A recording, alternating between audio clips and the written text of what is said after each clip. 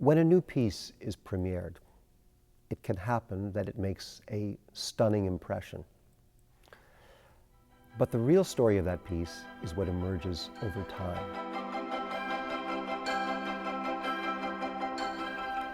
When the San Francisco Symphony first premiered Harmonielehre under Edo De Waart in the mid-'80s, it was a life-changing moment for everybody who heard it.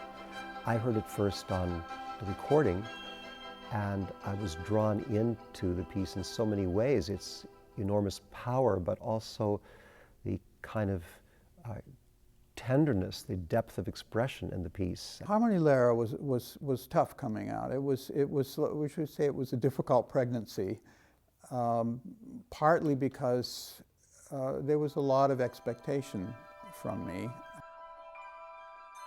I was searching for what I wanted to say. I knew that part of what I wanted to write for the orchestra was a music that would kind of strum the strings of its repertoire, that would play to its strengths.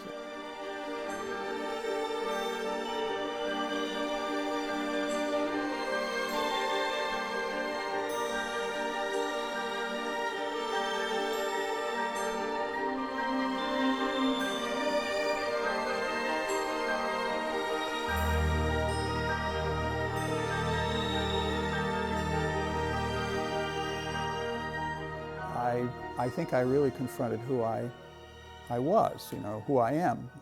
John Adams is a composer, somebody who grew up listening to classical music, classical orchestral music, who played in orchestras when I was younger, who conducted, who loved that repertoire, but at the same time was somebody who also grew up listening to jazz and rock, and who was very influenced by minimalism. So it's this rather strange marriage of the kind of driving pulse of American minimalism and then the sensuous and emotional and expressive world of the great European masterpieces. And hearing the orchestra play it is thrilling because the orchestra is aware of its tradition but has built on top of it these gestures which were so challenging when the piece was first written,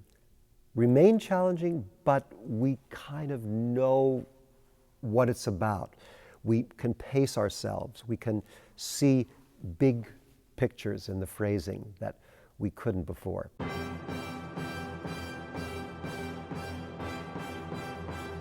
The first movement begins with this very emphatic statement, these pounding E minor chords that the whole orchestra plays, and then it begins to just fragment and kind of go into a sort of state of fractals where you hear little fragments of my personal past.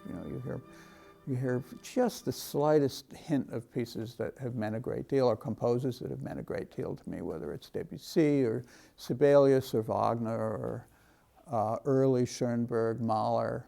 And in the course of the piece, it travels through a slow movement that is very brooding and very, I would say it almost screams of frustration.